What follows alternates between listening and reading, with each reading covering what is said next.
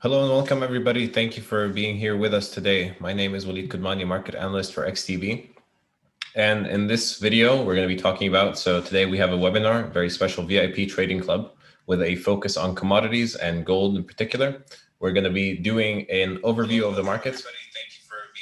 And after that, we're going to be looking at some charts, looking at some specific commodities. In particular, we're going to be talking about gold and a few others that maybe some of you might not be following these days, but it's always important to keep an eye out for these commodities and others as well.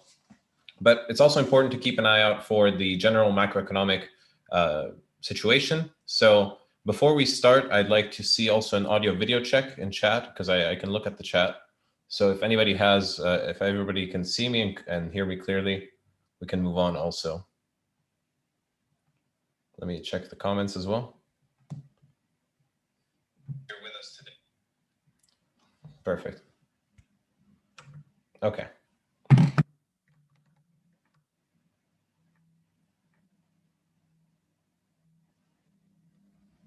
Okay, so if everything is good, we can start with the webinar.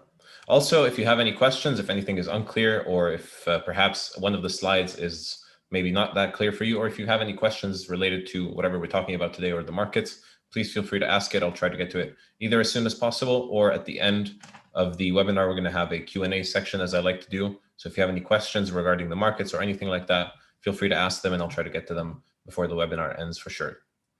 So as always, the disclaimer. So this presentation is provided for general information and marketing purposes only. So let's talk about some top news in the markets and what has happened. We've had a lot of ups and downs lately. If you follow the XTB live news on WhatsApp or on YouTube, you will have seen the progression of the markets lately. A lot of ups and downs, testing all-time highs, pulling back. But at the end of the day, markets remain upbeat. The tech sector, which apparently seems to, on a scale, suffer more than the actual S&P, especially if you compare the NASDAQ and the S&P, you'll see that the NASDAQ is generally, when it falls, further away from its all-time high. So we are seeing some recovery also of tech stocks, despite more signals of price pressure.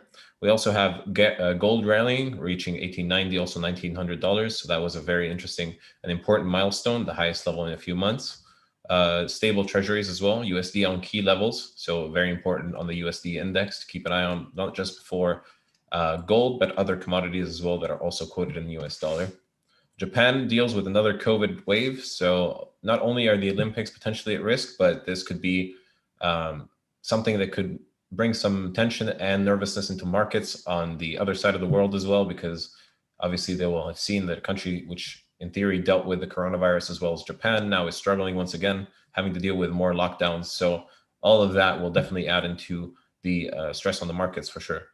So we also have crypto under pressure. We had the huge crash of crypto, which maybe perhaps some of you have been following, but both because of some fundamental news, but with the Chinese bans and Chinese laws, but also the Elon Musk. And we also saw, as I said, the pullback in traditional markets as well. So Bitcoin reached around $30,000 or just below that. So we also had this week, PMI indices in US and Europe were great, but economic revival comes with unprecedented inflation pressure. When will the markets notice? Really now that's the conversations that's being had, is the inflation, because inflation affects not just commodities, but obviously any goods and services. So on that end, we are seeing a huge printing of money leading to the decrease of worth of the individual dollar, of course, or any other currency in that matter. What happened again the previous week? It's important to keep an eye on for previous history and leading into what we're moving into right now. So cryptocurrencies crashed on Wednesday after months of a bull market. We saw the reasons. Some of the reasons include so Elon Musk's negative tweets about Bitcoin. So he mainly mentioned the energy consumption to mine Bitcoin. We also had new legislation in China, and we have the US Treasury measures, which continue to add pressure to it. We had, of course, the proposed tax, which would be impacting marginal tax. So that affected it. Anytime some sort of news like this happens, it seems like there is an impact on the market. Is this an analogy to 2017, 2018? So we have on the chart here, we can see the crypto index, 2017, 2018 rally, and then now it seems like a similar situation. Back then, following the BTC peak, altcoins surged for several more weeks, which was followed by a crash. The ongoing situations looks quite alike: Bitcoin's peak, altcoins bull market, and subsequent crash. Bitcoin's weakness in 2018 had a negative impact on the whole market. However, it isn't the only such example, and after another bull market, traders might not fear falling to zero that much. What that means basically is that the farther back you go with the history of cryptos, the more unstable and uncertain people were about them. So before, when it crashed, people would actually assume that it could go to zero. And that assumption, as we move on with time and cryptos become more and more mainstream, is falling aside. But technically, on the charts, the moves seem quite similar. So it's also interesting to pay attention to that from a technical point of view. And it's also important to keep an eye out and translate this into other markets. So despite the fact that, of course, charts are very important to look at, the past is very important to look at, but the past is not a predictor of the future. It can give us an indication, but circumstances change.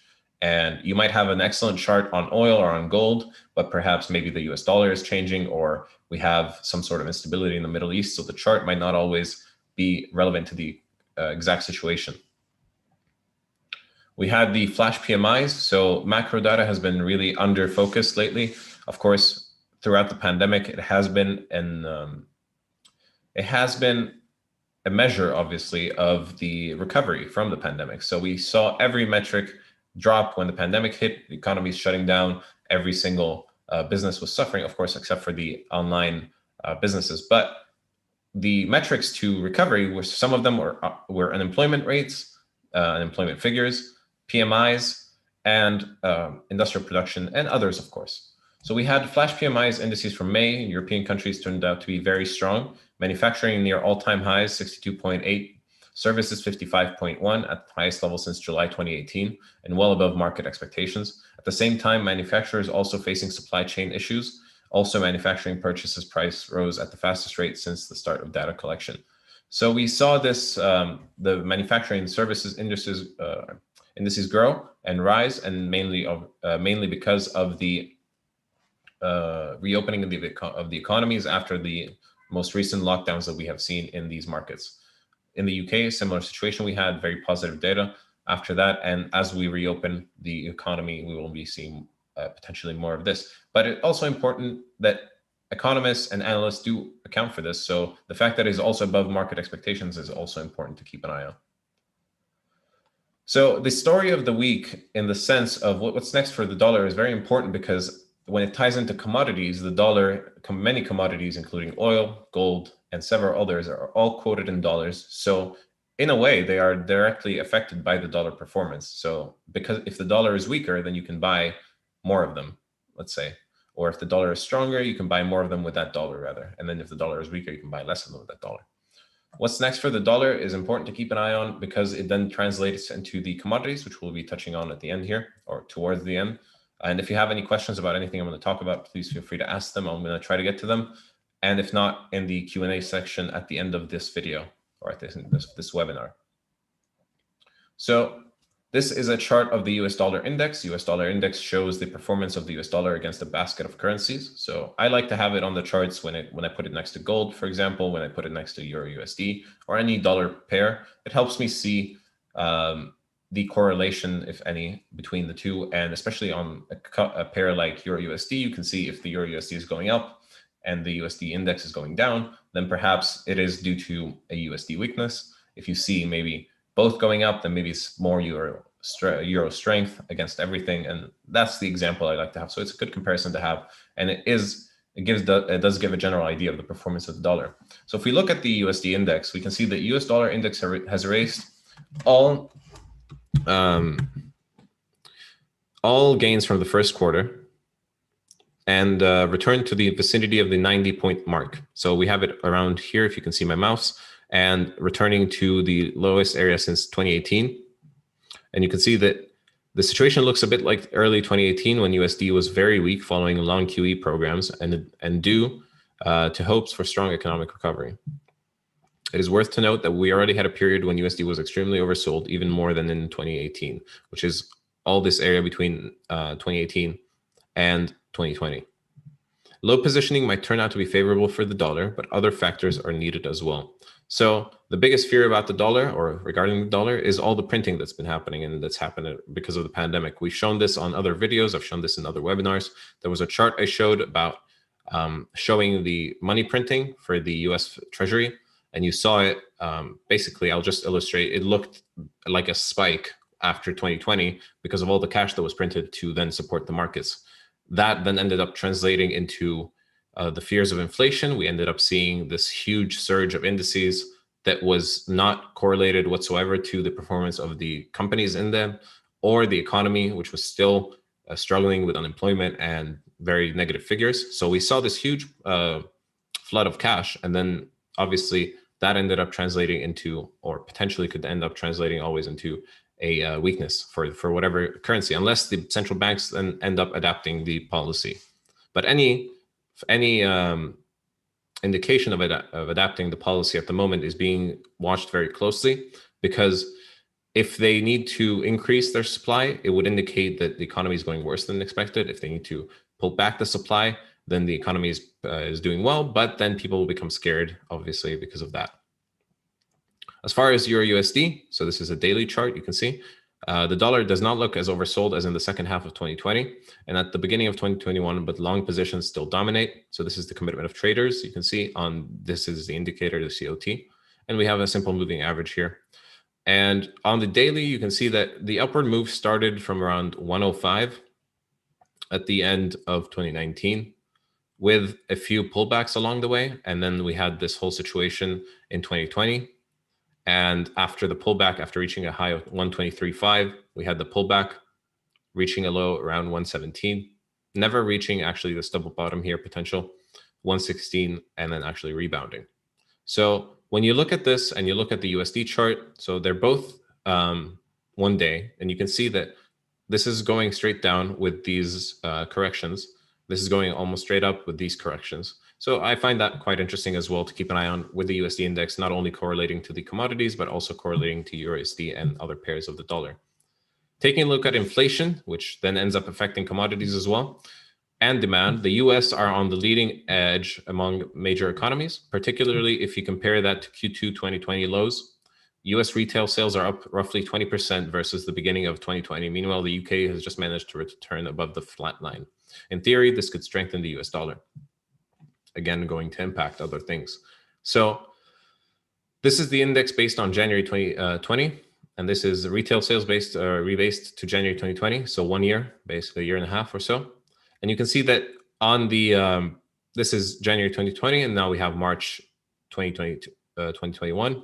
And you can see that the red line is Germany, green line is Japan, yellow line is the UK, and the blue line is the US. You can see that on the inflation index, the Germany and the US are at the top. When it comes to retail sales, US and Japan are at the top. But in fact, the UK and Germany are actually quite far behind. So when it comes to Germany in particular, you can see not quite that rebound in retail sales, but a very strong rebound in inflation on that end. So on the US dollar, it's important to keep an eye out that both of them are up rather than just one being up, which could be potentially positive for the US dollar. Finally, we're going to be talking about, very briefly, we're going to be touching on this.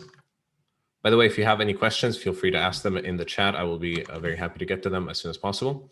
So why did US yields stop rising despite favorable macroeconomic conditions? This was an issue that was really affecting gold. If you saw the charts, we can go on the charts after as well. I'll show you. But gold was really being affected by the dollar and the US yields. So people were talking about this a lot. Analysts, economists were talking about this a lot. The yields in the US and how they were rising and how that would impact the dollar. And that is because the dollar is seen, or sorry, the gold is seen as an impact or as a store of value against inflation or a hedge against inflation. So inflation is just one of those things that happens in the markets and is accounted for. Interest rates are also there to counterbalance that. But there are certain things that people tend to do, which is not based on just leaving their money in an account to compensate for that inflation. So let's say inflation is 2% per year, which is between 2 to 3% is a general target for most, especially Western economies. We have 2 to 3% per year inflation. That means that every year your money is worth roughly 2 to 3% less, in the sense that you can buy 2 to 3% less things. Now, in order to combat that, people would buy, for example, gold, because on average, every year, the price of gold would increase a certain amount. But if you have US yields offering a certain percentage, and that is close to inflation because they're rising, then on that end, people would then invest into that rather than gold, pulling away demand from gold, putting it into US yields, which could then provide them with a more steady, or let's say, cover for income for inflation. So the US Treasury has offered markets a cash dump, as I touched on earlier, flooding the financial system with liquidity, thus boosting asset prices and weakening the dollar. The dollar will remain weak as long as there's a huge pressure on short-term interest rates. This chart above is worth to watch. The scale of reverse repurchasable agreements conducted by the Fed, so repo. If it wasn't for these reverse repos, the so overnight rate, would fall below zero, the 0% threshold. Smaller reverse repo would mean lower market liquidity, which is why bond yields could advance further. And that could be impacting the dollar and then commodities as a result, of course. Finally, starting from the third quarter, the US Treasury will start to suck out liquidity from the markets. So the third quarter of this year. Will the dollar remain weak until then? It remains to be seen. Taking a look at the US index or some emerging markets currency pairs like the US dollar peso or South African rand, the levels seem interesting. So what's happening this week? Finally, we had new home sales from the US, conference board from the US. We had the Reserve Bank of New Zealand decision, the US crude oil inventories, which if you trade oil or if you keep an eye on the oil is very important. Both the API and then the EIA reports. Today, we had the US jobless claims, which were below expectations. The second release of US GDP data was above expectation. And then tomorrow we have flash CPI inflation from France, PCE inflation from April from the US, and Chicago PMI at 245.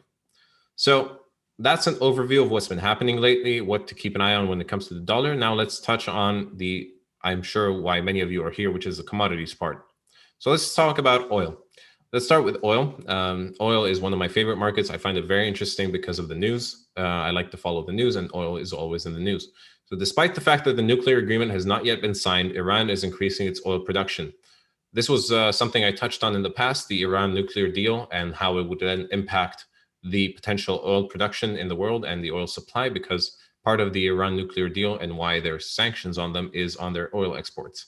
So if there was to be a deal, about 2 million barrels per day would return to the markets, and that would have to be accounted for because the prices at the moment are based on the current supply.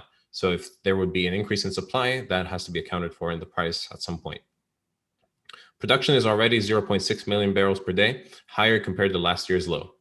Expectations point to an increase of up to 1 million barrels per day this year, which will significantly reduce the growth potential on the crude oil market, or at least limit the scenario in which the price of crude oil would be close to $100 per barrel, which was an expectation, I would say, towards the end of last year and even to the beginning of this year by analysts of Goldman Sachs and other major banks. They were expecting oil, Brent in particular, $80 to $100.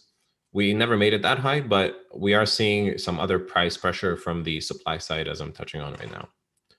Negotiations on the nuclear deal are expected to resume on May 25th, despite the end of the period of supervision on Iran's nuclear infrastructure by a special UN unit. The end of this period led to a rebound in prices amid uncertainty about potential deal. US jet fuel consumption has returned to around 80% of its normal pre-pandemic levels. So a huge part of the issue with supply and demand on oil is travel. So travel was absolutely impacted almost the most out of anything by the pandemic because the lockdowns were a thing. So because of the lockdowns, we had many industries. You would imagine just on retail end of travel, there is so much that was impacted, but even on supply end of travel. So any flights that were carrying goods to companies that maybe now are not selling anymore, anything like that. So when it comes to jet fuel consumption, it doesn't have to be just specifically airlines for passengers. It could be supply, it could be mail, it could be any sort of airline and jet fuel. So 80% of that is back in the US. A huge source of the demand is travel. And of course, a large part of it is also land travel.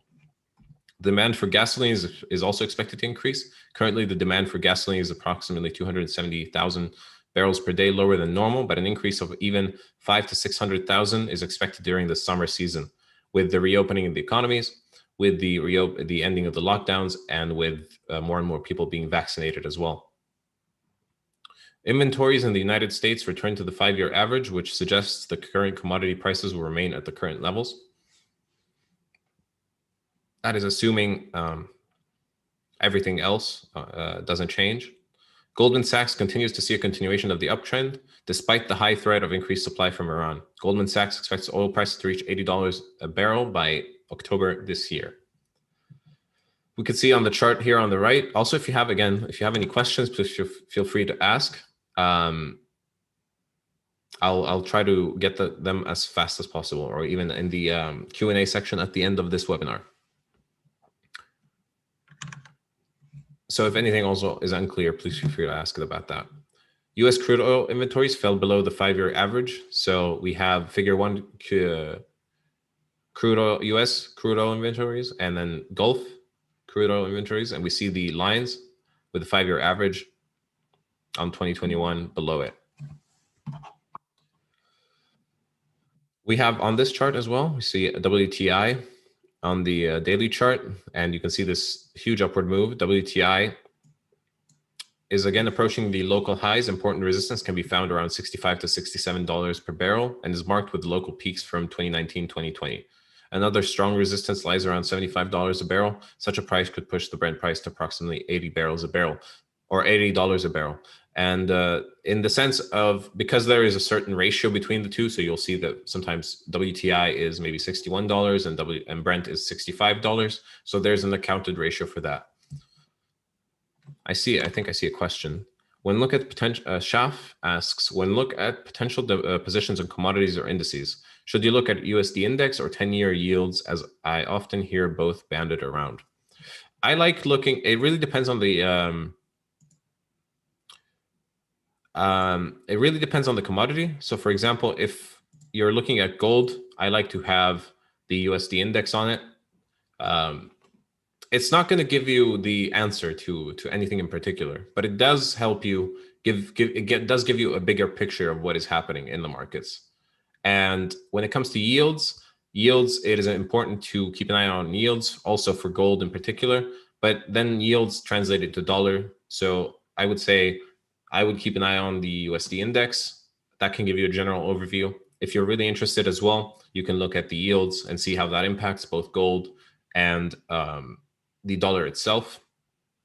And that way you can actually get a fuller picture of the macroeconomy. So I like to touch on that, and I like to talk about this in the webinars that I do, the correlation between different markets, the importance of seeing the bigger picture, and of course the technical analysis, which is very important to look at the charts at the end. But to have them both it can be useful as well, to have them both when looking at certain commodities. It can be definitely useful. Another commodity that maybe some of you may not be paying attention to or maybe not trade as much is aluminum. So the Development and Reform Commission in China led to a deeper correction on some raw materials, including aluminum. The commission has indicated that it intends to limit abnormal price fluctuations in key markets such as iron ore, copper, aluminum, corn, and soybeans. So this is very important news. So I would highly suggest that paying attention to this part in particular and reading up on it even further, the regulations from China when it comes to commodity prices and commodity sales, because as I've touched on in many other webinars, China is one of the main buyers or demand basically sources of commodities, in particular copper. China imports more than half the copper in the world. So half of the demand of copper in the world goes to China. And for whatever industrial reasons they may be using it, but that's the very important thing, because what was seen is, and I think one of the reasons why this is being put into place is because what was happening at the beginning of the pandemic, where China had it first, then they recovered first, and then when every other market was crashing, we saw prices dropping. When, if you remember, even oil prices dropped into the negative, and we had that happening. So what was happening was China, and not China as a country, but like certain companies, perhaps even the government, maybe, I'm not sure, but we're buying up a lot of these commodities, raw materials, not necessarily to use in the moment because there was no demand. Because if you reverse that, the outside world where a lot of the demand of things from China, that was all closed. So there was no demand on the outside, but they were buying all the raw materials, even though there was no demand. So now we are seeing a lot of regulation put on that in order to prevent that much, because that is causing, let's say, price manipulation in a way of unnatural supply and demand, because there is not that much demand, but they do have the resources to buy that much of that raw material in particular. So these ones in particular: copper, aluminum, corn, soybeans, and iron ore. Silver is worth keeping an eye on as well. Anything that is going to go into batteries, or let's say renewable energy sources. China will monitor whether there have been any excessive purchases, for example, to store them and wait for higher price, which was what I was talking about. According to China, the current high price on many commodities are the result of speculation on the domestic markets.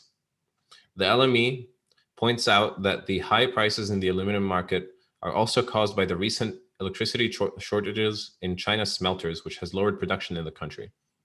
A further decline in aluminum inventories in LME warehouses has recently been observed. The same goes for zinc, nickel, and tin. On the other hand, copper inventories are increasing, although only marginally compared to change in the inventories of other metals. So I'll read that again. A further decline in aluminum inventories in LME warehouses has recently been observed. The same goes for zinc, nickel, and tin. So there's a decrease in those. On the other hand, copper inventories are increasing, although only marginally compared to the changes in the inventories of other metals. And if we look at the chart on the daily, you can see from the crash of 2020, so March going into April with another retest, we have this very straight upward trend here, which was tested the lower end twice, but the third time it has not reached yet. In fact, the price has increased over the whole period of time. The price of aluminum is backed by the 23.6% Fibonacci retracement, which in turn coincides with the upper limit of the upward channel and the 50-period moving average. So we can see that here on that end. If we draw it from the top to the bottom, this is the 23%, which could be a potential support at the moment. On the other hand, the upward trend line was breached recently. If the aforementioned support is breached, the next support is located around $2,200, $2,250 per ton. So these are some of the levels to keep an eye on as well for when it comes to aluminium. But I like to talk about the macro and fundamental issues as well, because they do end up impacting other things as well. No, you're welcome for your answer. And if anybody else has any other questions, please feel free to ask them. I'll be happy to get to them as soon as possible, or even at the end when we have a brief Q&A section. Now, for one of the main events, let's see on gold. The strong sell-off in the cryptocurrency market has led to an increase in the demand for gold. So that's why we touched on it at the beginning of the webinar, because when I talked about inflation and cover against inflation, gold has been traditionally one of the main ones, also known as a safe haven asset when markets are uncertain. But gold has been the traditional hedge against inflation. Now, with the advent of cryptocurrencies, a lot of people are trying to move that into Bitcoin. And several analysts, economists are making that case that maybe Bitcoin or something like that is a store of inflation, or hedge against inflation. But at the end of the day, what we saw was a drop in crypto. So from around $50,000 on Bitcoin to around $29,000. That then shocked the markets, leading to huge numbers of liquidations, huge numbers of people selling, and then a lot of people transferring into gold as a result, which we saw this huge surge in gold. ETFs are also increasing net positions in the gold market again. So when it comes to gold and really any commodity like gold, silver, even oil, ETF demand is very important. When it comes to gold in particular, it is quite important because gold doesn't have as many practical uses as you would maybe silver or aluminum or even copper. Even platinum. All of these metals have a lot of practical uses, and they're going to have more and more uses as we go on. And I've talked about this several times in the past, but it's really related to the renewable energy and green energy push that's happening, with all the batteries that are being made that require these metals like platinum, silver, and a few others. So there's few metals that are used in these batteries, and the more the demand increases, the more the supply is going to increase. So the more demand for these metals is going to increase. When it comes to gold, the main things that really impact demand would be jewelry, but that was really heavily impacted with the pandemic. Personal store of value, so people buying gold to store it, people buying gold for this whole inflation hedging that I mentioned, people buying gold for other reasons. We also have the ETF demand, so that's a huge one. And we have a few others, of course, a little bit of production, a little bit of microchips. So there are a few practical uses, but ETF demand when it comes to gold is very important to keep an eye on. And you can find all these things on for example, the World Gold Council website. You can find the distribution of where gold roughly is going in the supply. Weak dollar and lower bond yields support the current gold valuation, although in the short term, there is still divergence between gold and T-note. So that's when, for example, the gold USD index pair would be good. Sorry, 1 second.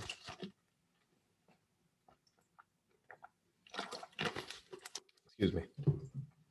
So the $1,890 ounce level remains very strong resistance. So even though it broke above it to 1900, that does remain a strong resistance because of as I'll show you on the chart in a minute. Recent comments on the possible tapering of the QE, quantitative easing, program in the US did not hurt the markets. The recent reverse repo auction shows that the market is still flooded with a huge amount of money. Gold consolidated below 1890 per ounce, and important support is located around 1850 per ounce and is marked with a lower limit of the overbalanced structure or asymmetrical correction structure and the 23.6% Fibonacci retracement. So a combination of all these indicators together, we can see those levels are very important.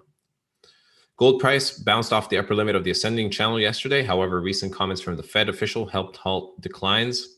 Fed's Quarles said he was prepared to open talks on reducing the central bank's emergency support measures, joining the Fed's Vice Chair Clarida in line with FOMC minutes released earlier this month. So this is something that's more and more interesting to follow because central banker speeches usually, except if it was the head of the central bank, were not followed that closely because they didn't have that much of an impact. The interest rates were they were fluid in the sense that because we've been living before the pandemic in a very, let's say, stable situation overall, it was very common to have the central banks just act and people would accept that. But now people are looking at every move they make because they could give indirectly their opinion of what is happening or what they think might happen in the economy. Plus, it could actually go and impact all these companies that now are relying on this cheap cash to maybe fund the recovery or fund whatever they're doing investment-wise. And now we're seeing that any potential of withdrawal or a higher interest rate or something like that could then go and impact the sentiment in the markets as well. And then finally, we're going to be talking about sugar. Sugar is something else that's important, but sugar prices are tied to something that, for example, commodities like wheat, soybeans, let's say agricultural commodities are tied to the same rough factors. Those would be based on supply and demand. You can break those down a little bit further. We had with something like coffee, demand absolutely crash with the pandemic because coffee, a huge part of it went to coffee shops and restaurants and outdoor areas or things that were reliant on consumers going outside. So that can affect the price of something like coffee. When it comes to sugar, when it comes to wheat, we can have weather reports and weather forecasts that can affect the price because the reports that we get about weather could impact the then crop growth and how much is being the quality of the crops, and then go and impact the price. So in addition to all the charts that we look at on the technical analysis side, when it comes to agricultural commodities like sugar, which comes from sugarcane, like as I mentioned, the other ones that I mentioned, it's important to keep an eye out also for these other factors like the reports, the weather, the climate conditions, and the currencies of the countries exporting this. So When it comes to sugar, or when it comes to other, for example, coffee, we take into account the Brazilian real. So because a huge part of the exports are from a country that is not quoted in US dollars, so we take into account the currency of that country. So the rise in oil prices has re-triggered upward pressure on sugar. That is because the prices of sugar and coffee are not bothered even slightly by the cheaper Brazilian real recently, although changes in the economy and monetary policy should support further strengthening for the real. Seasonality indicates that we should experience moderate upward pressure in the coming weeks. Sugar is very heavily overbought by speculators, although a slight reduction has been seen over the past week. Nevertheless, the behavior of speculators is much more extreme compared to that of producers. In the case of the coffee market, the situation is similar, although the proportions of speculative positions are similar to the commercial ones. Sugar price is currently supported by the rebound in oil prices. At the moment, most of the fundamental factors are priced in, so the future behavior of oil and the dollar may be crucial for the price of this commodity. And you can see here the commitment of traders on sugar. Speculators hold a gigantic number of long positions compared to shorts. Commercial investors, on the other hand, are holding a high amount of short, which obviously create a backwardation. And I think that's all for today. With the commodity / market overview report webinar. I hope you enjoyed it. I hope you found it useful. And if you have any questions, please feel free. We can do a bit of a Q&A section at the moment. So if you have any questions about anything I talked about or any other markets, feel free to ask, and I'll be happy to try and answer your questions as best I can.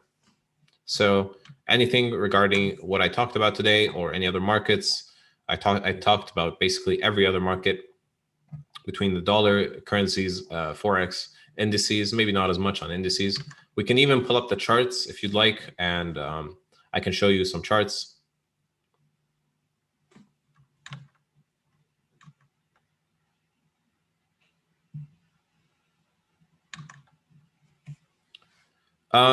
Yes, actually, so on the, it's okay. So on the commodities, any sort of news, we have a news section on the website that if you can find all sorts of news. We have news on events that are happening throughout the day, major events, reports we make, we write, we do videos, of course. So if you do enjoy these kinds of videos, please feel free to leave a like on the video and subscribe. I do 2 videos a week, Monday and Friday, to keep the clients up to date.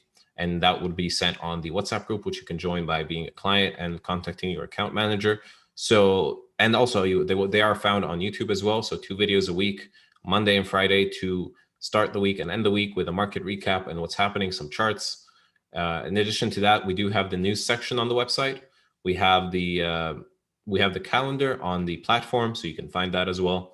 Plus, we do have these events where either me as the market analyst, or maybe I'll have some guest on, some professional trader we invite on, and they do events as well for us, and they share their knowledge. So there is a lot of resources for not just commodities, but the markets in general, of course, commodities as well.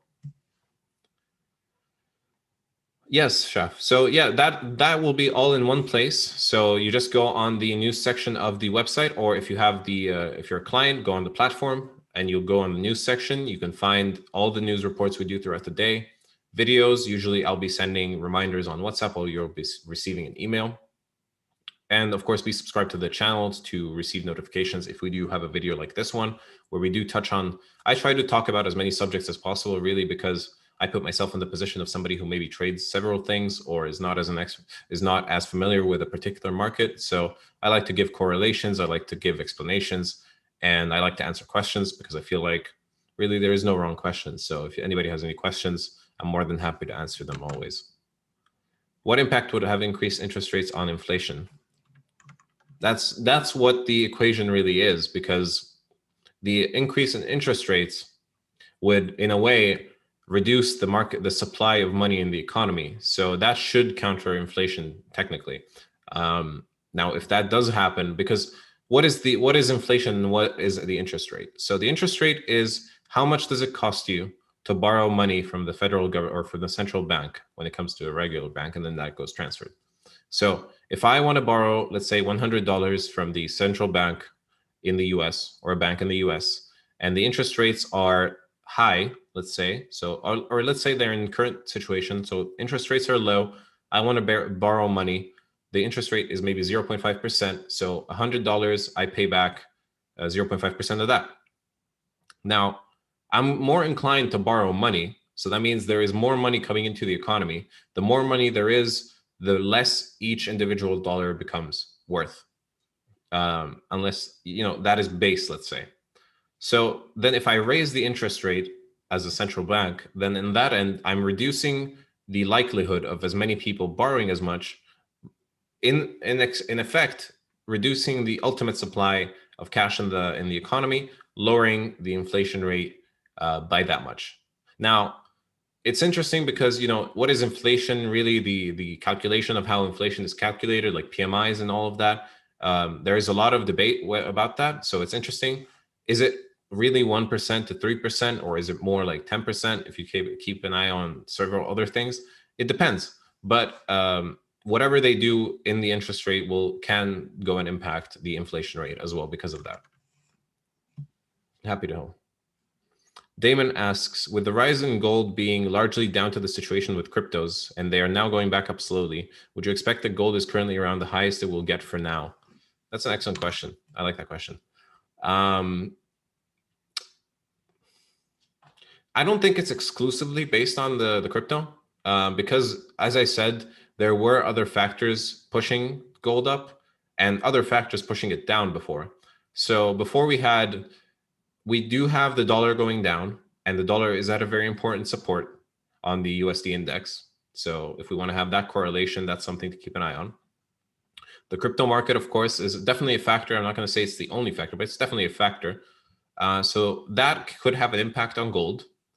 When we go and look at the chart for gold, where are we technically? We're near a very strong resistance. So that's also very important to keep an eye on. But we are on an upward trend. The dollar is down, and cryptos are going up, but how long? It is uncertain when it comes to that. So there are several things playing into all playing into each other. We also have the inflation issue that I mentioned. We also have the bond yields, which were the things putting pressure on gold. So there's so many different factors really of impacting gold. It's very hard to pinpoint any one of them. But we are at an interesting level at the moment when it comes to whether it's going to keep going, pull back, really range, because there are so many different things playing into it. So sorry, it's hard to give you like a straight answer. Obviously, I don't know the future, but I think that there are so many different things to keep an eye on, not just the crypto fall. Of course, that had a huge impact, as I touched on earlier, but it wasn't the only thing, I would say.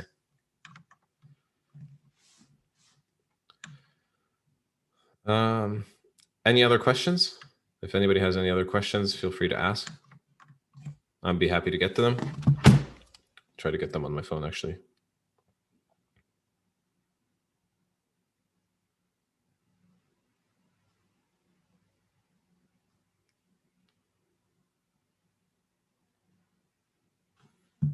Yeah, Damon, I hope that answers your question, at least in part. So it's a very important level we're at on gold, and all these other things are also going to be playing into it. So keep an eye out for that. Yeah, no worries. I can also, if you'd like, I can show something on chart. I can pull up the X station, show you some charts, show you some levels. I was going to do that anyway for tomorrow's video. So if that would interest somebody right now to see, I can bring up the charts and we could take a look at some charts. Could be commodities in particular or something else that you'd like to take a look at. So if anybody has any suggestions, please feel free to write them in chat. I'd be happy to get to any charts you're interested in. What time is it right now, actually? So, okay, yeah, we can do like maybe 10, 15 minutes of that. And then we can close the webinar up. So if anybody has any questions or you would like to take a look at any charts, feel free to let me know. I can go over what we're talking about or any other charts you might be interested in as well.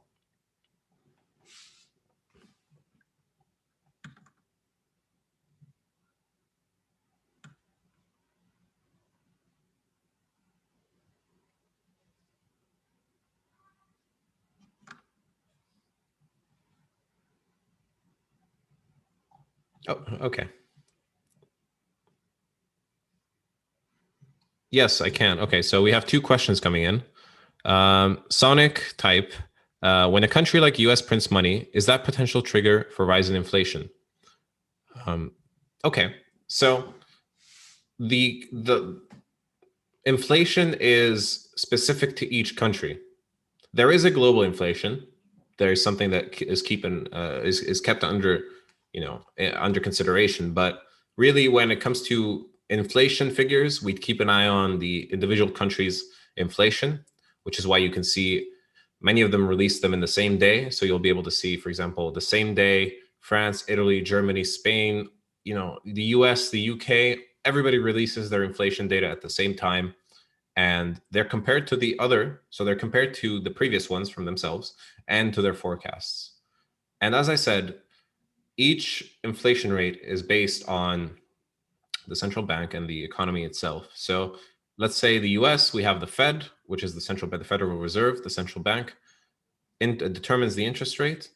And so when a country like the US prints money, so yeah, printing money, the issue with inflation is the devaluing of the currency itself. Now, why that happens, there are several reasons, but printing money equals more money in the economy.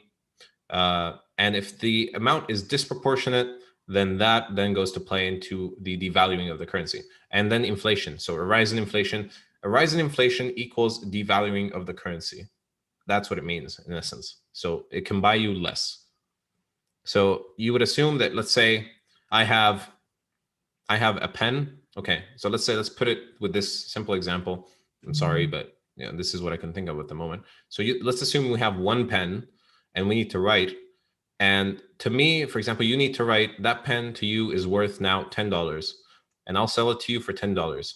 But now if I have 10 pens, then each individual pen is worth less. Let's put it that way. So $1 is worth less because there is more of it, just like any other currency.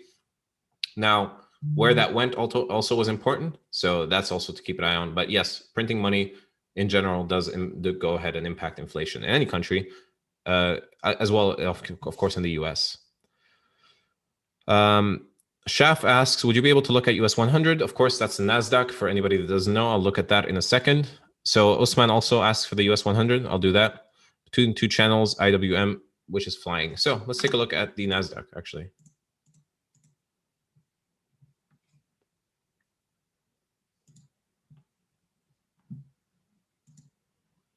So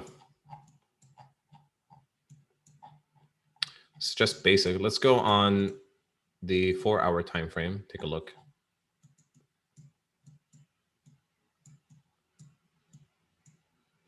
Let's delete this one, change some colors. So the US 100, for those of you that don't know, is the NASDAQ, the US tech index. And I like to compare it to the US 500 sometimes. Of course, they're both from the same country, both the main ones, along with the Dow Jones. So here we have the all-time high at the top with a potential double top, not very convincing, but you can see many tests of this area. Pull back. So how much did it pull back? Pulled back about 8%, 8.2% almost from the all-time high down to the low. Where is that low? I like to take a look at that as well. See, that low is around this price reaction area, which we had a range before the upward move. So 2 tests, the second one not as low, so a higher low, and then higher lows and higher highs until we reach right now this current, let's say, short-term range. Draw it like this, between 13,400 and maybe 13,800, 780. Put it at 800. You can see even lower we can draw it really. And it's the support from here and the potential resistance from here. So this is what I would look at on a chart, really, when it comes to this. Is there a way? Sorry, let me get back to the questions for a second. Oh, these are not indicators. These are just what is the dotted line I'm using? It's just the horizontal line indicator, or not indicator. It's just on the platform on the left, you have indicators here. Sorry. You have indicators here, and then you have you can draw lines. So I like the horizontal lines sometimes, just to, first thing I do when I look at a chart, So if this is interesting to anybody, let me show you what I do when I look at a chart. But basically what I do is, let's say I start with a fresh chart. I put on at least 2 or 3 lines. I like them dotted, just my preference, except for the all-time high. I like to keep straight, just to, as far as I can tell, it's just to make it as fast as possible to tell what's happening on the screen. Because charts can be very confusing, especially to somebody who doesn't know what they're looking at. So I found that when I was learning, simplify as much as possible at the start, look top, bottom, then break it down a little bit more, and then put on some other. I like the color coordination of red for low, orange for mid-level area or reaction area, let's say, and then green, maybe short-term resistance, and then blue, longer-term or all-time high. But you can, and then I have the dark view as well. So you can do it however you choose. There's a lot of customization you can do. And I like it this way. So what do I look at? We can look at right now the technical patterns on the charts. On this end, we have a low here on the 12,900 points. And let's take a look at how far we are from the all-time high. So let's assume that this is the all-time high. And then we go to here, about 2.3%. So huge recovery. If we go to the US 500, which is, this is the all-time high, about 1%, even less actually from the all-time high. I find this interesting, and I talk about this often on the top of the live news. So the 2 videos a week that we do on Monday and Friday on YouTube. The difference between the US 100 and the US 500, how you can see that in the short term, the moves seem quite similar and the drops seem quite similar. Let's say, you can see here, let's see. You can see similar patterns, but kind of on the delayed. Yeah, so they're a bit delayed, and we see several times I've noticed this index lagging behind the US 500. So they're both recovering, but the US 500 will get up to its all-time high sometimes quicker. I've noticed that. Is there a way to track when Wall Street places large versus put or calls on indices or commodities? Yes, you can actually find. So we talk about this on the news section. We have the articles because we have the Bloomberg terminal. We have other resources to give us some information. A lot of it is also available online for free. So you can look up speculative positions. You can look up all of that. I'm not sure how much of it is available for free and how much you have to pay for, but it is very useful. What you can look at on the platform is the positioning of the actual traders on with us. So if you look at performance, you'll see that market sentiment traders is 51%, 51.7% long, 48.3% short. So that can give you a bit of an idea. And then another indicator that is usually used would be the RSI, I would say, the relative strength index. With, traditionally, although this is up to interpretation, of course, like in many indicators, above 70 is overbought, below 30 is oversold. So hopefully that explains that as well. Is there any other market we would like to look at today? Let's do maybe one or two more questions, and then we can end this webinar. Hopefully this was useful to you. If anybody else has any questions about any other market, we can talk about that before we close out the webinar.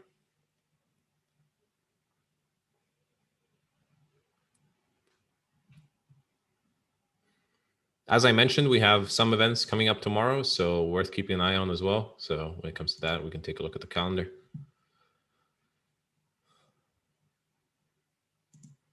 For tomorrow, we have these, PCE core inflation. So worth keeping an eye on for that. If nobody else has any more questions, we can go ahead and end the webinar today. Call it, or maybe one more or two more. Let's see. Maybe there's a slight lag on chat, actually. That's why I just realized that. I forgot. So I'm just going to wait for the chat to come back to me, and then we can end the webinar or continue with one more or two more questions.